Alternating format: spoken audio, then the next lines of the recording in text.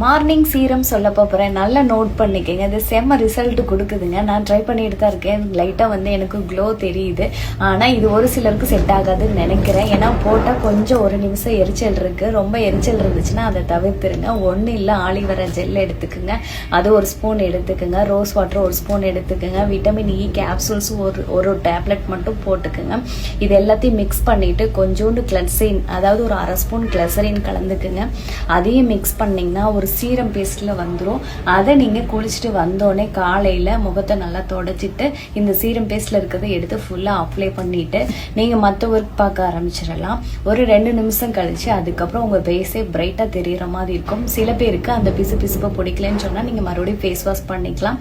இந்த சீரம் போடும்போது உங்கள் ஸ்கின் வந்து நல்லா க்ளோ ஆகுறத நீங்களே பார்க்கலாம். ஏன்னா நான் ட்ரை பண்ணிட்டு தான் இருக்கேன். நல்லாவே இருக்குது. சர்ட்டு ட்ரை பண்ணி பார்த்துட்டு எப்படி இருக்குன்னு சொல்லுங்கள்.